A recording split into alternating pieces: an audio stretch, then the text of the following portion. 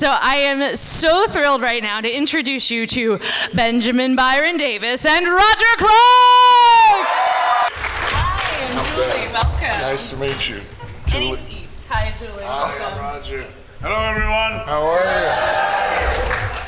you? Thank you, everyone, for coming. Good to see. Well, welcome. You've both been very busy traveling, I saw. Oh, a little bit, yeah. Yeah. Hitting up all the cons and all of that. It's been amazing, you know. Obviously, when you work on something, you know, for most actors, the joy is in the doing. It really is, you know. Just to be lucky enough to be employed is a blessing in itself. But then to be lucky enough to do something that means so much to so many awesome fans, it's a real privilege. Absolutely. And so you're coming into a game that we already sort of saw how it ended in a sense. Yeah. And you're coming into a game where you know very specifically how your story ends. Yes, I do. So as an actor, what is that like going back to a prequel and creating the prologue? Well, it was something I hoped I'd get to do, but I was in a really unique circumstance. There will be mild spoilers, right? So. Oh, yeah. Spoiler alert. I knew I wasn't going to die in the first game, or in the prequel. So I had that advantage, as opposed to when and if. But I also had the advantage of actually, unlike when I played Dutch the first time, I didn't really know the story completely. Rockstar, you might know, is a little secretive about their projects. Oh, just a little bit. But so when I was doing the first Red Dead, I kind of hoped Dutch was who I thought he was, but I didn't know for sure. I learned a lot about him just playing through the first game. So coming back for the second game, I knew what a badass he was, and I was very excited to get to play him again. Did you have any sort of preconceived notions or assumptions about Dutch going into that first game that you thought that you would see laid out and things went a little differently than you expected? Coming back for the prequel, do you mean? Mm-hmm. I just had, the thing I had was a bit of trepidation, I guess, because I was so proud of and pleased to be a part of the first Red Dead. And I showed up on the first day of work and I looked at our director, Rod Edge, and I said, we're not going to screw this up, are we? And he assured me that we were going to do better than we did the first time. And I think he was right. Well, they brought Roger on board. Roger was such an asset to have Roger. It was unbelievable. And he knew the game and he honored the work that we did on the first game so much. And then he's just such a formidable actor. So to have him as your scene partner for 90% of the work that you're doing on something, you, as an actor, you feel very comforted knowing that you're working with somebody who works as diligently as Roger does. Oh, thanks. Yeah. $20. I wish I had a pen. I'd keep track for you. I was welcomed with open arms, definitely, by the returning cast members, and it was really put me at ease and helped me do my job better. I was very grateful for it. And being a huge fan of the first Red Dead Redemption, too, even before I even knew about this project or made my first audition, you know, Dutch is like the Kaiser Soze of the Wild West in gaming, you know, is this elusive, charismatic figure that you spend the majority of Red Dead Redemption just hearing about and not knowing anything about. And so I was very excited to be part of a project that was going to explore his character more, especially how he got to where he did, you know. So when you were auditioning for this game, did you know what you were auditioning for, or how did that process work? Not at first, no. I had done performance capture for video games before, but it had been a few years, so the technology had changed so much. But my agent got the breakdown, and it was an untitled video game project, and I think Take-Two Interactive was on the details, you know, and obviously they don't own just Rockstar, so that kind of made it, I didn't know exactly what it was for, but then they said to wear cowboy boots and to put on a Western accent, so then that kind of narrowed it down a little bit. But I wasn't certain, I wasn't exactly certain. It didn't come out of the horse's mouth until like my second day on the job. Yeah. So you had already started doing the job before you knew what you were doing. Yeah, although I was heavily suspicious. I was heavily suspicious. But yeah, eventually I went, this is Red Dead, right? I went, yeah, it is. Okay, all right, just so I know.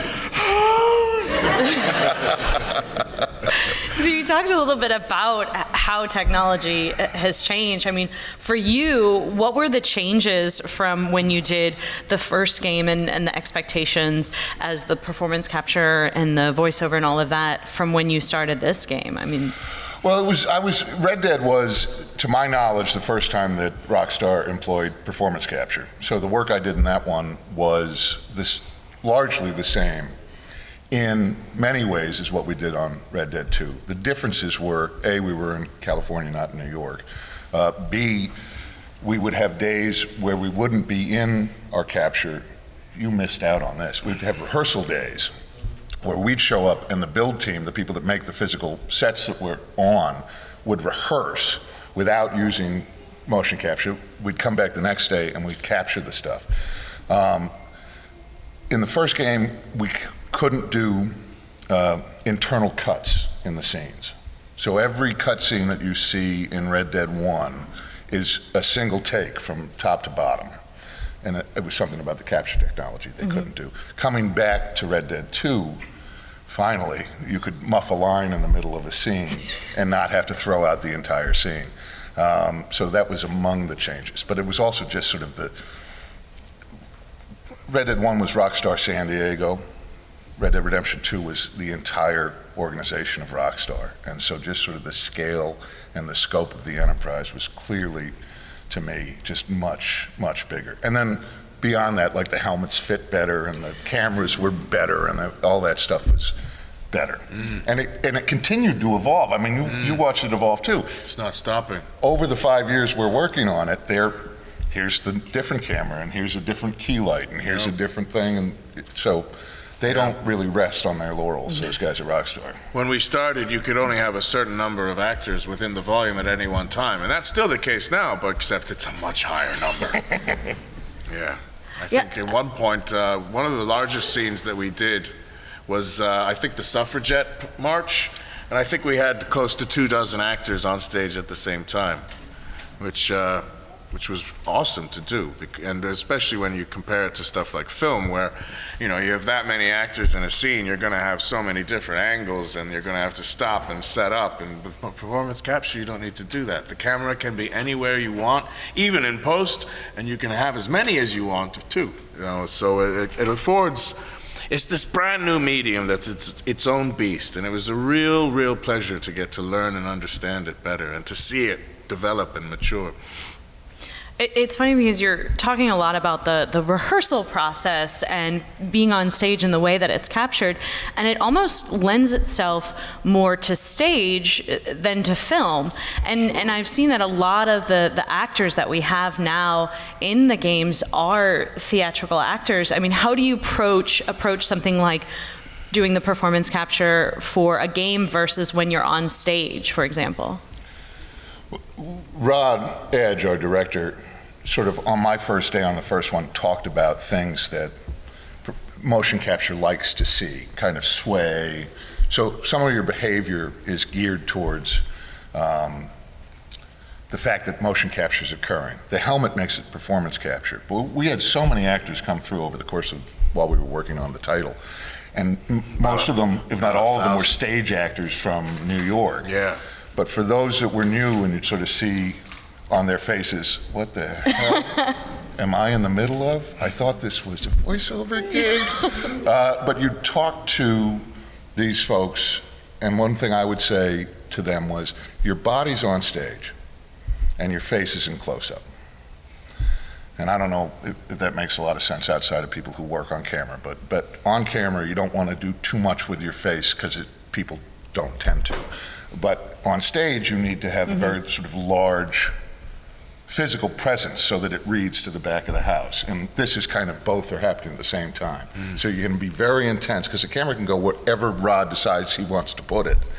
So you have to keep it all very honest on your face, and on your body you can keep it as theatrical and sort of Grecian theater as you the more the better. Yeah. It's like patting your head and rubbing your stomach at the same time. It's its own skill. In two different universes.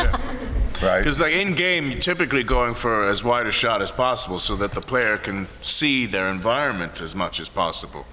But and Rockstar, I think, are kind of the leaders in this. With cutscenes, you know, it's much more filmic than even much other games today. You know, every once in a while there would be some more close-up shots. But typically, yeah, you're going to go a little bit wider than you would on normal film.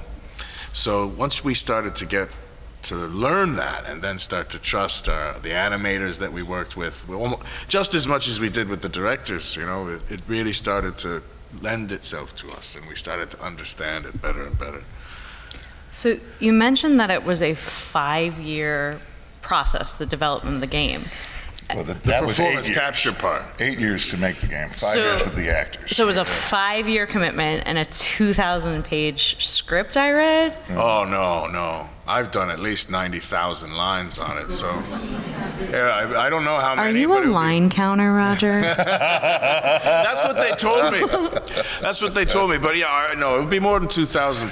Maybe It has to be more than 2,000. Yeah, more than 2,000. My first script that I got was 97 pages of monologues, So which I couldn't run with anybody, right?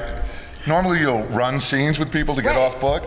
I'm bound by the scariest NDA of all time. I can't run it with anybody. So I was actually out here in Boston, because my family's in Boston, waiting to go for the first shoot with all these pages. And the only thing I could think to do was to record them into my iPhone. So I was just walking through Boston, trying to remember how to be Dutch and talk like Dutch and walk like Dutch and freaking Dutch.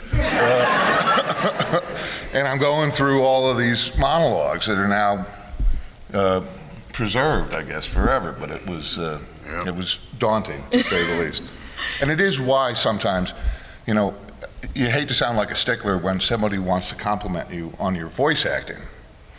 And you say, excuse me, not so fast, it's performance capture. But then you think, I had to memorize all those scripts, and if you call me a voice actor, you're saying I read those off a page, and I did not read those off a page. Oh my God, I did not read those off a page. And finally, about 3 or 4 years in, most of Dutch's sort of epic screeds were pontifications. Soliloquies. Most of them were done. And so then some actor who's new to the project would come in, and they'd have maybe half a page of a monologue, and they'd be struggling with it, and I'd just be sitting there going, amateur. So when you get those scripts, how do you know what else is happening? I mean, if there's that much simply for your lines alone, are they just sort of giving you an idea beyond your sides, or are you in the room when they're recording and they're telling you, you know, this is an important moment? Yeah. Well, typically, we would get our sides maybe about a week in advance. And although there was a very basic kind of skeletal structure to the narrative, we weren't in on it for at least, took a while, for like at least a couple of years before we started to understand how this story was actually going to unfold. And even then, I don't think the writers fully knew all the little ins and outs and the intricate details, because as we evolved with our performance over the years.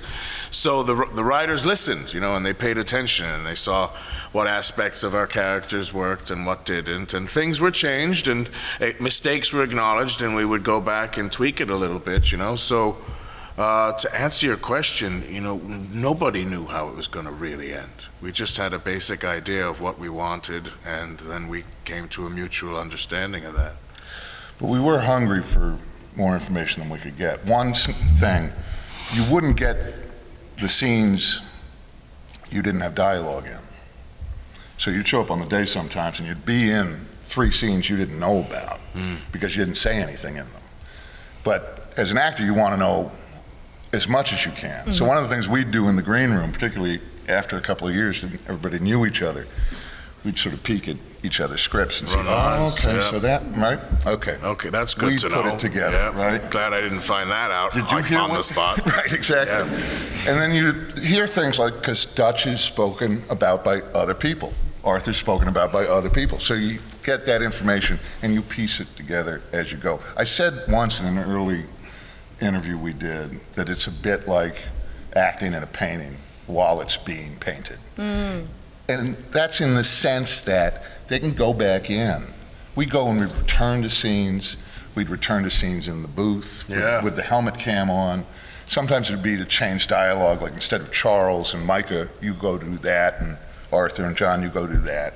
We'd have to change it. So John, Micah, you do that. Arthur, Charles, you do that sort of thing. But then other times it'd be a scene wasn't working. Yeah, some scenes took 3 years to do.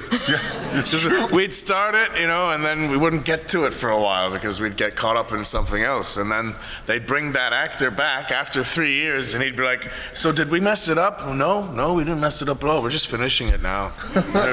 Meanwhile, children have been born. And gray hairs have been added onto our heads. They're like, well, can we see what we did before? And I went, yeah, sure. So it was...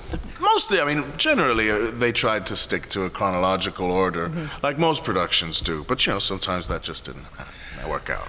It's an odd thing to work for so long on something without it ever existing. Yeah, without it being shown to the public. Being in a literal bubble, we knew how much the original Red Dead Redemption was loved by the fans, and although we were working our heart out, there was no guarantee that it was going to be, the sequel or prequel, beg your pardon, was going to be appreciated as much, so it was kind of daunting to be working within this NDA bubble for so many years and not having any external influence or feedback whatsoever. So that's another reason why I keep saying trust. We really learned to trust each other because we had to. There was no other choice. And thinking about Red Dead Redemption and other popular games, you think about franchises like Fallout and BioShock, they all sort of return to this reimagining or re-examining of the American dream. What do you think it is that draws people to that theme and that story? That's a good question. Well, I do think westward expansion is a great way to examine the American dream. It's a metaphor. Ideal. Yeah. But art is kind of, by definition, political. But we're not specifically political. We're not taking sides in a political document. But it was not lost on me that I was playing a character who was driven by narcissism and ego and was driven by maybe not the best angels. And that this story in many ways is an examination of people aching for power and people in positions of power. And one of the things for Dutch is he keeps going through this world and he encounters, whether it be Catherine Braithwaite, Sergio Bronte, the guy Fusar, right? Yeah, Alberto. All of these different examples of people who've attained power through a false, like they create their own ideology. Yeah. But really, it's just for their own self-advancement, Except for Dutch, he's a very Except good for guy. Dutch, yeah. And Roger, you won the award for Best Performance in the Game Acting for 2018.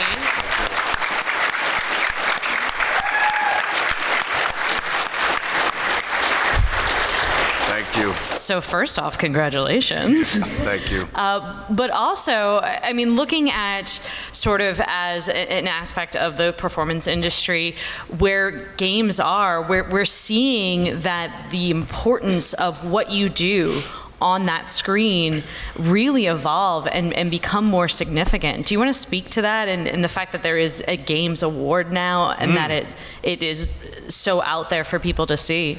Yeah, the industry and the medium itself, I'm the first generation of people who grew up with video games, back with Pong in the 70s. And as the gaming audience ages and matures, so does the content within video games, I think. And Red Dead Redemption 2 is a perfect example of that. It's got very mature themes, and it makes references to some films which is over half a century old, and what's more is that the audience gets those references and understands that. And, as far as storytelling is concerned, film and cinema is not going to go anywhere. But now, modern-day audiences have the choice as to whether or not they want to be a passive spectator or a willful participant within a narrative. And gaming is becoming, we all see the way the graphics and the technology keep advancing and making the stories more and more interactive and more beautiful to look at, and it's becoming more and more like real life. That it's just, I think it's up there along with film, and television, and I think the video game performances and actors are an integral part of that.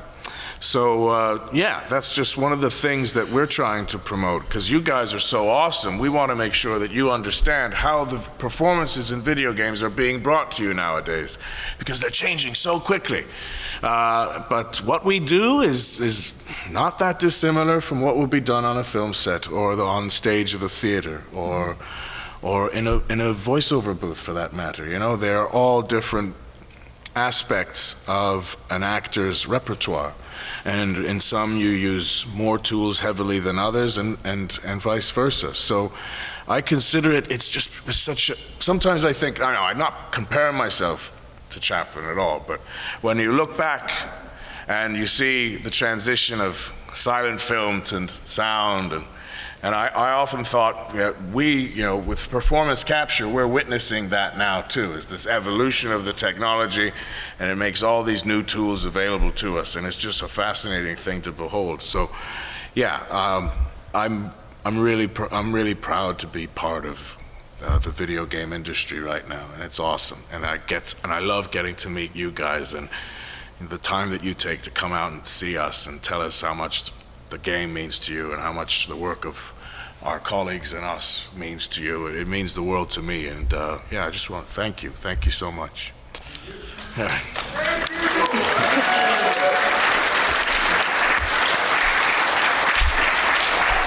There is also this idea that Roger touches on about the agency of the player.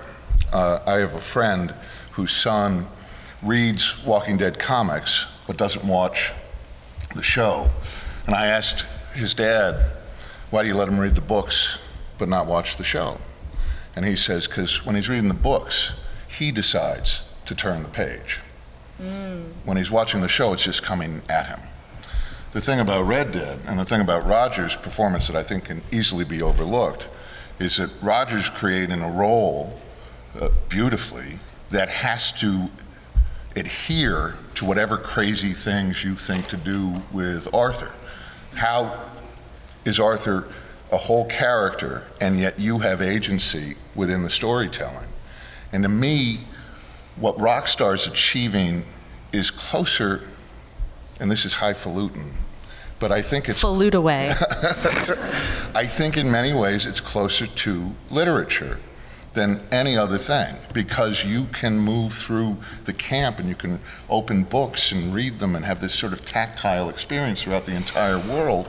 And you can have as quick of, you can read a book in a day, or you can read a book 10 times over months, depending on who you are. So the idea that you're now intersecting with popular culture in a manner where your agency is not only respected, your agency as the player is part of the narrative itself. And that to me, just to add on to what you were saying, that to me is something really new.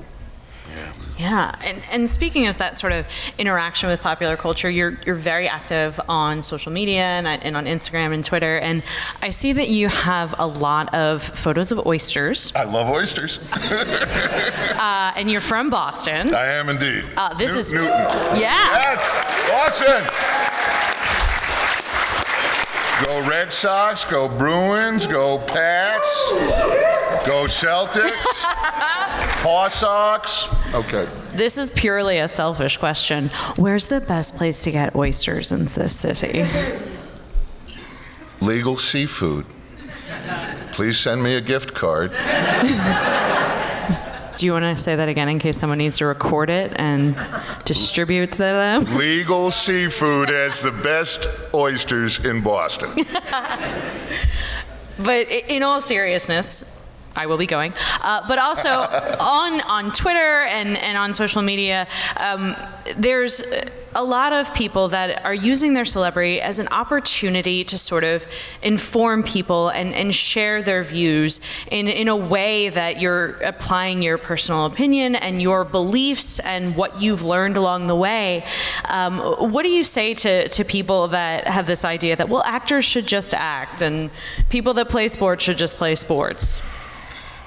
If I may, as I said, I think art is political. What I do, I'm quite political on Twitter, and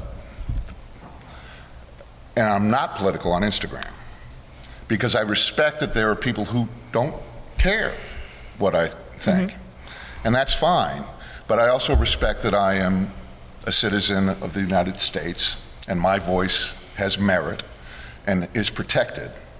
And in a time of crisis or otherwise, if I am not to speak, I am not only not being true to myself, I'm not being true to my responsibility as a citizen. That said, Instagram is oysters and sunsets and convention appearances, so anybody who doesn't want to hear what I think, no harm, no foul, you can continue to follow me on Instagram. On Twitter, mute me, block me, whatever you want to do. The president blocked me. And then I got him to unblock me through a legal process. It was better when I was blocked.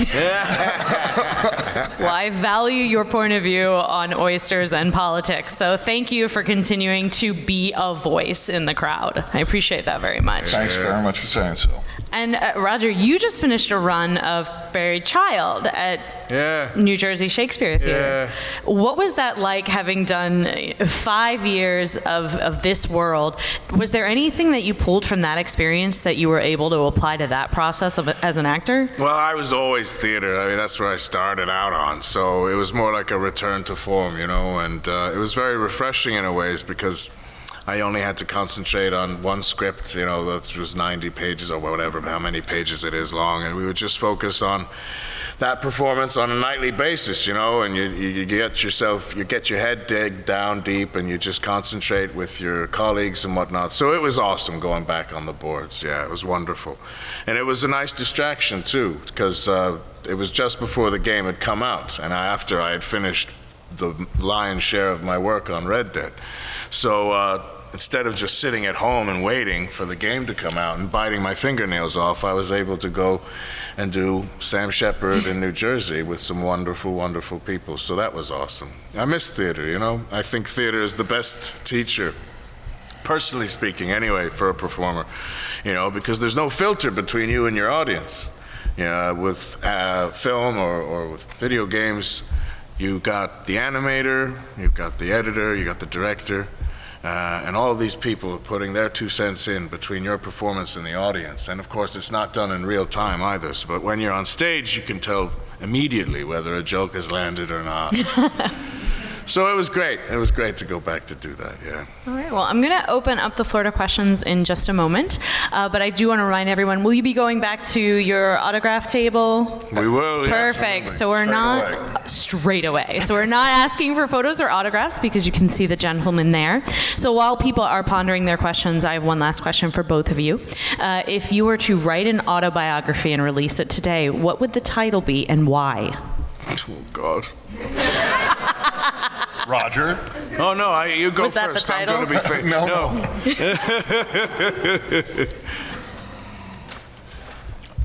No. Less than halfway done. I think the title speaks for itself. I've got loads of other autobiographies that come to mind. That's put me on the spot now. I'd probably write T-Pose Till I Die. How's that? Solid. All right, let's go to the audience. Yes, in the Camp Half-Blood shirt. Big fans of both of you. My question is, my biggest problem with Red Dead 2 is we never actually find out what happened on that boat. Oh, yeah. Agreed. I thought we would. You guys know what happened on that boat? Heidi McCourt got shot in the face. Yeah. The question is about the Blackwater Massacre, as well, those of you who were in the back and might not have heard, yeah. No, we don't know, man. We don't know. I will tell you, it was one of the things I thought we would learn. Yeah, me too. Is Rockstar planning to put it out as story DLC? I have no idea. You know what, pal? Even if I knew, I wouldn't tell you. Sorry. But that makes it sound like he knows something. No, it doesn't. It is a good tactic. No. You should learn from this. I don't bound know, by and if NDA. I did, I would lie to you and say that I don't know. But I don't know. All right, next question. Yes, white shirt over here. First of all, you guys are awesome. I mean, I think we're all just really excited to see you. I don't really have words. I know you were on Red Dead, but did you guys heard the song Old Town Road, right? Oh, yeah. I mean, Lil Nas has done pretty good with we that. all heard it a little too much, but I think that song owes everything, not everything, but mostly to Red Dead Redemption, because that song took off. And I always wanted to kind of, I was curious if maybe you guys could just possibly sing the chorus. I'm not going. We did not warm up, and we also didn't discuss what voice part I would be singing, so we're gonna skip that question, but thank you for your enthusiasm. All right, well, we've got a lot of people to get to, so we'll see if we have time left, okay? I would say Gabriel Sloyer-Cerrone sang it on Twitter, I think. He's done a great You can hear version him of play it. Yeah, but if we were to start, you'd probably be begging us to stop. I think is that a timid hand up in the, yeah, right there, thank you. The question I wanted to ask is, actually, it's a spoiler about the game. Spoiler alert. Do you know that that the player is going to be able to play as the guy from the first game? John Marston. Is that for Ben or me? Both of you. Okay. Yeah, I knew. Well, not at first, but yeah, eventually, yeah. I knew. Do you know that the character of John Marston can go to your gravesite? Yeah. And then whether or not you have high or low honor, there's flowers on the gravestone, and Actually, hear music being played there. yeah. And when you go to the old campsites, you hear little intersperses of past conversations. Yeah, Rockstar are amazing. They really are. I love that sort of detail and that intricacy Yeah. that you see in their games. The red plaid shirt.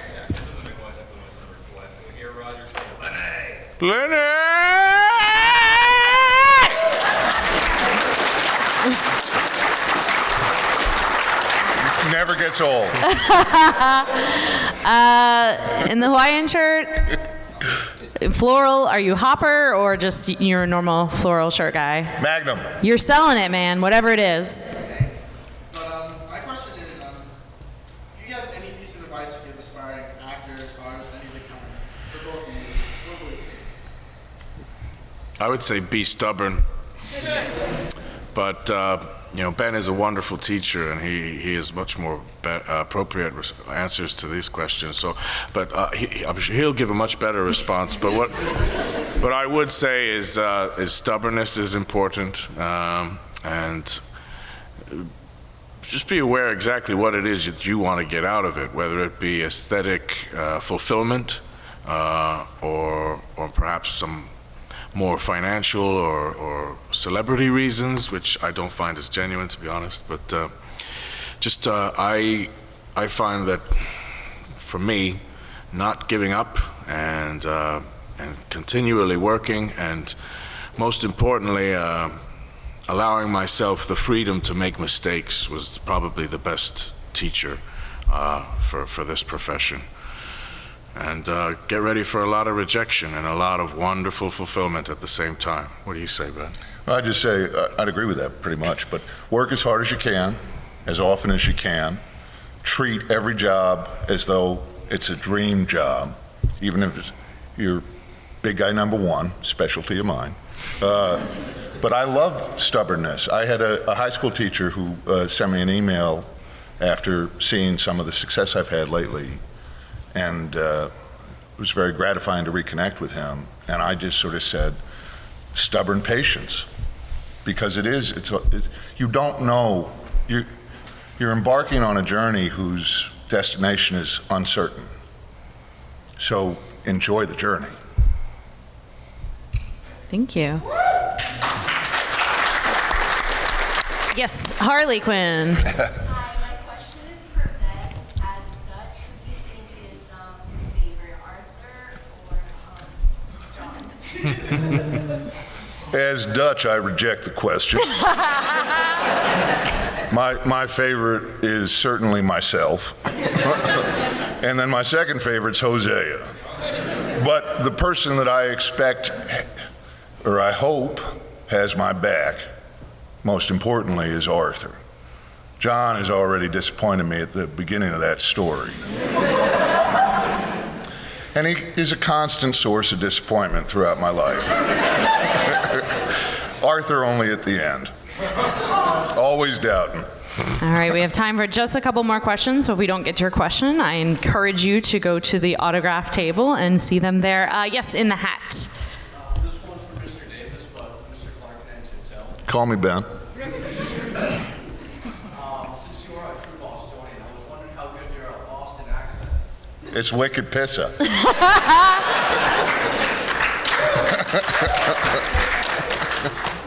Yes, and the striped shirt over here. This is for Roger. If it had been up to you, would you prefer Arthur survived, or would you keep the narrative the way it was? I think I would have kept it the way it was. I think had he survived, the path for redemption might not have happened. You know, it's Arthur having to come face to face with his own mortality that changes his perception on life, and it's that change of perception that I think is what instigates his path towards redemption. And it wouldn't be a true tragedy if he survived, you know. So that's what I think. But one thing's for sure is that the writers on Red Dead were absolutely unbelievable, and it was a real joy to be able to work with their words. Thank you. Yes, in the blue shirt right here. I want to know, what was your favorite scene or line to perform and why? Is that me? Both. I still love the fishing with Hosea and Arthur. Yeah. Singing that song poorly. We were over 4 years into the project by that point, so we had become very close friends, and it was nice to do that in the studio, and I was the one pretending to row. So I had more to do, to be fair. And he's got a better singing voice, I'd have. Oh, that's kind, yeah. All right, this young lady in the striped shirt has been very patiently waiting. No pressure, but I saved you for the last question because I can tell you have a good one. It's Lily, right? Yep. Hi, Lily. So, like, when you were, like, recording and stuff, have you ever had to, like, break character because, like, someone messed up and it was so funny? Oh, all the time. It's All the time, yeah. I remember the worst one for me was, and a lot of it got cut, but it is still in the game, is when it's towards the beginning and you go to help Karen because she's getting attacked by a John. You remember that bit? And if you go into the wrong hotel room, there's a guy on the throne taking a crap. And doing the performance capture for that. It was so funny because there's an actor in spandex and he's sitting on this makeshift toilet. And I'm opening the door and there was a lot more dialogue and they're like, "What are you doing?" And of course there was the whole straining noises before you open the door. And then I open the door and, "Oh, sorry," you know. But then we have to write additional dialogue in case Arthur decides to go back, as the player might do. "What are you doing? It won't come out if you keep doing that." I couldn't stop laughing on that day. That day especially, I'm surprised we got through it, and it doesn't surprise me that so much of it was cut because I was probably laughing too much. Well, we were talking just the other day, John Hickok, right? Who's the actor who played Milton. Yeah, Milton. We're doing the bank robbery At Saint Denis. Saint Denis was one of those things that took 3 years to do. Yeah, it was a big, big thing. But he kept calling me Butch. Get out here, Butch. And I would try to carry on, and I'd carry on. But then... It got contagious, too, because Rob did it a few times. So then we had one take where he calls me Butch twice, I stay in character, and then Rob goes, I told you, Butch, we shouldn't have had brunch with Dante. And I just said, cut, which you don't do that. But I said, cut, I can't even handle this. Lily, thank you. Dutch. I knew I could count on you. Well done, Lily. So, gents, any upcoming projects that you're allowed to talk about? Yeah, I got a video game coming out. I think it's going to be the end of the year. It's from a really cool Welsh studio called Thraig House, and it's a game called Lunafawn, and it's going to be quite different from Red Dead 2. I play an Irish rabbit, and I think it's gonna be awesome. Roger Rabbit? An Irish rabbit. Yeah, God, that was my nickname in junior high. I wonder why. But yeah, we're really looking forward to that, and it's not just me either. Jacksepticeye is going to be on there, and Brian and Amelia Deckhart, and lots of other wonderful voice. And this one is voice acting, but the animators are doing these amazing animations for it. Check it out. And I'm doing a radio interview, I think in September for Grindhouse Radio. I forget what the date is, but that'll happen. And then beyond that, I'm back to asking about being an artist, a working artist. I'm back to auditioning. So I've already put 2 on tape this weekend. Yeah. But you go back to looking for another job. I hope I'll find one. And any upcoming projects you're not allowed to talk about? I'm not allowed to talk about it. Well, gentlemen, thank you so much for taking the time with us you. today. Everybody, round of applause! Thank you for knowing so much and being so informed. Yeah, absolutely. Hi, this is Aaron Ashmore, and you are watching Fandom Spotlight. Be sure to like, share, and subscribe like now. Oh, and have fun and follow your fandom.